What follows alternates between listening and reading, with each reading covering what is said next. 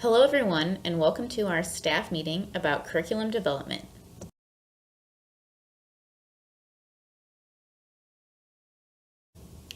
There are three different definitions for curriculum.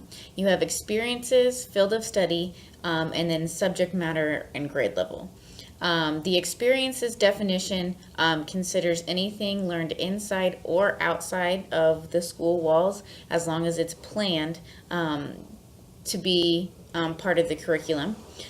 Field of study analyzes positions, trends, and concepts in the curriculum.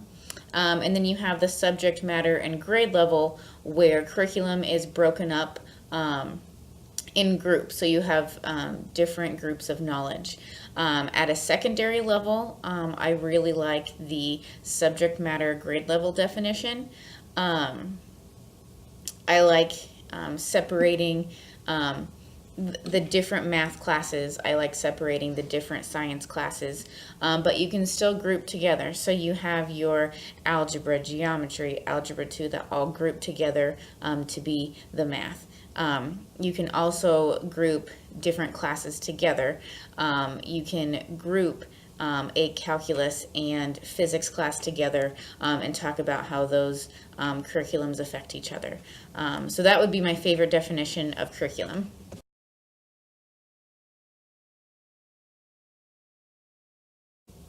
So there are four different types of curriculum approaches. You have the behavioral approach, which is basically this big blueprint that sets out your curriculum development using models and step-by-step strategies, sequences, experiences. Basically, you have a blueprint laid out and everything moves very linearly. The managerial one views the school as a social system. So you have curriculum that is planned based on programs, schedules, space, resources, etc. The third approach is the systems approach, which is called also the curriculum engineering approach, where basically you have engineers, you have stages, and you have structures. In terms of the administrators developing the curriculum and your students. And then there's the humanistic approach, which is the one that I would prefer to see in our school. The humanistic approach is very child-centered. Lessons can be based on life experiences. There's a lot more emphasis on socialization. In the humanistic approach, you see a lot of cooperative learning, which I really like to see. I think students can learn just as much from each other than they can from a teacher. There's also independent learning, but the independent learning isn't as much teacher controlled as you would see maybe in more of a traditional classroom. You also have small group learning. So you have cooperative learning, independent learning, and then also small group learning. Social activities are built into the curriculum. I really like this approach because teachers get more of a say, more of an input in planning the curriculum, which I think is important. You all have spent a lot of time getting degrees, and at a secondary level, you have mastered the knowledge of your subject matter.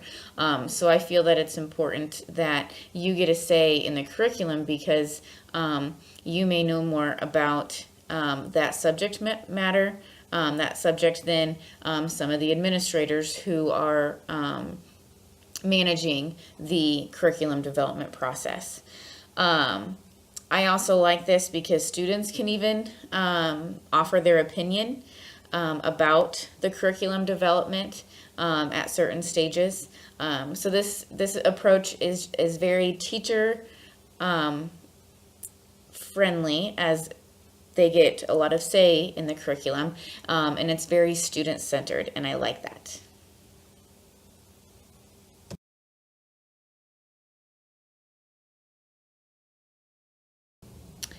So these 6 different bullet points are what I think the most important criteria for selecting content for our curriculum is, especially at a secondary level. So first of all, we have the 4 levels of knowledge.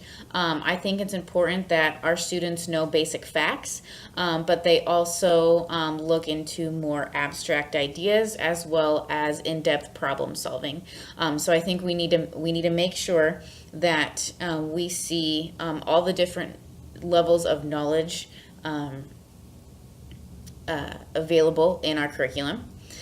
Scope and sequence, I think this is very important, especially coming just off of a new math curriculum implementation this year. I think it's important that you look at the scope and sequence of all the classes in a particular subject matter to make sure that you have overlap where you want it.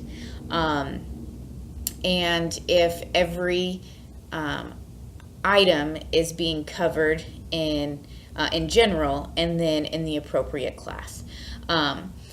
I think it's also important for teachers of those different subjects to look at what other classes are teaching. So it's important for the Algebra 2 teacher to know what the Geometry and Algebra 1 teacher are teaching. That way, when you are in your curriculum, you know what they've seen. So I think scope and sequence is important for developing content and for implementing the content as well. Integration is important.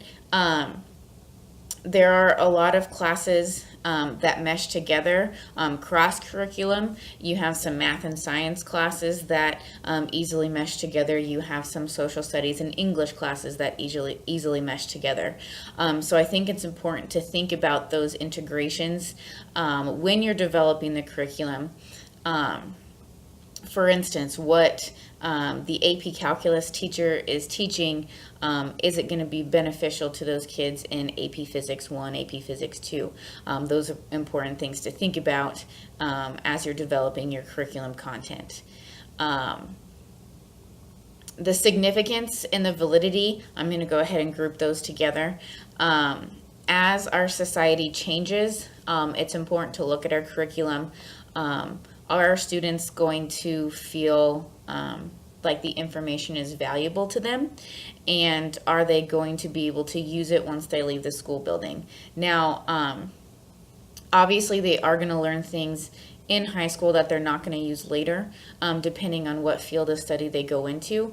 But it's important that we do cover the basics and the students feel that what we're teaching them is valuable to them.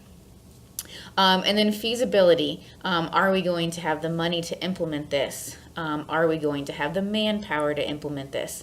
If we're developing content, is it feasible for our teachers to teach? Is it feasible for our budget to afford?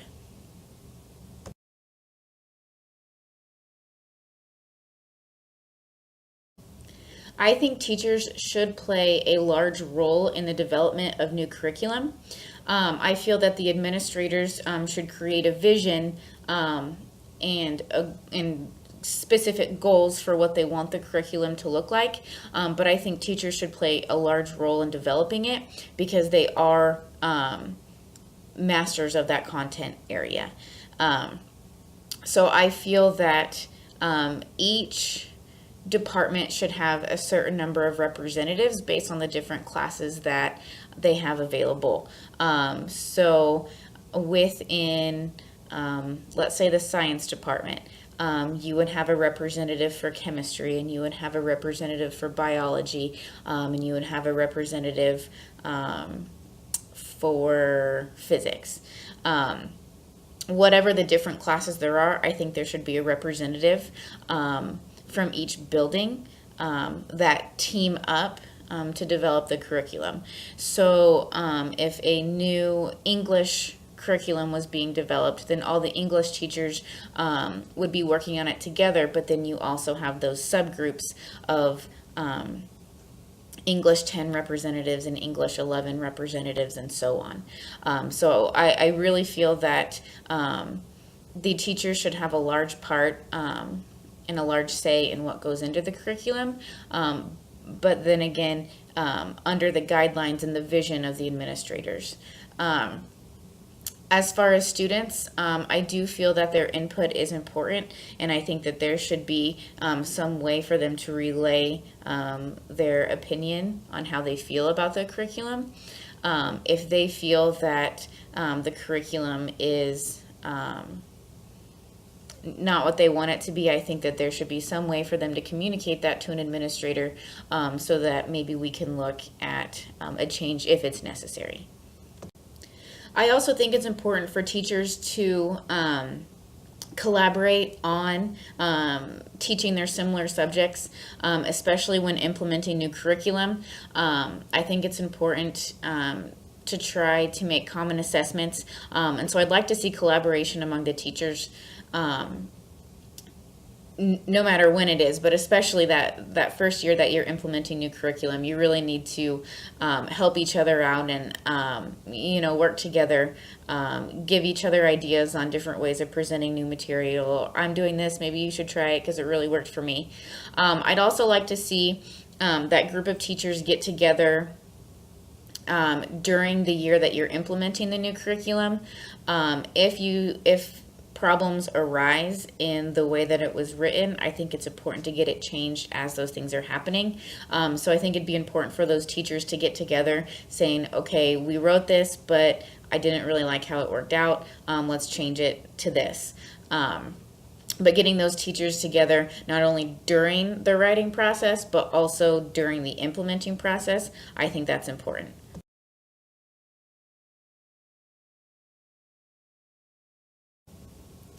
Change is very hard to implement in schools for a lot of different reasons. First of all, it takes a lot of work to make a change, and a lot of money. And so from an administrative standpoint, it's hard to get the ball rolling if your budget doesn't allow for it. From a teacher standpoint, there are a lot of different there's a big age range of teachers, and so you have your first year teachers, and you have teachers who are close to retirement or over the retirement age that are continuing to teach. So for those teachers who have been teaching a long time, some of them may be stuck in their ways, not really ready to change the way that they teach if the curriculum does change their teaching style. You have teachers who might be afraid of the amount of work that new curriculum takes. They might have flashbacks to their first year of teaching and how much time they put into planning new lessons, and they might be scared of that for various reasons with whatever stage of their life that they're in, whether they have a young family or they're going to school at the same time. You have people who might be afraid of the amount of time that it's going to take for them to implement the new curriculum. For students, you're going to have the fear of moving out of their comfort zone. Students like consistency, and with new curriculum, things might be different in the classroom. They also might have to have some patience with the teachers as they go through the curriculum for the first time. Teachers often, hit bumps along the road. You find things that you should have written in, or something shouldn't have been there, or a question got typed incorrectly on a common assessment. The students are going to have to be patient with the teachers as they go through it for the first time, and everyone kind of has to work together with that understanding. But it's scary for administrators, teachers, and students. But once you get through the writing process, and then once you get that first year under your belt of the new curriculum, things get better, and it's always for a good reason. We always want the best for our students, and if we're making a curriculum change, then we're doing it with those students in mind. So as long as we keep a smile on our face and a good attitude, then it's not quite as scary, and we know that we can do it.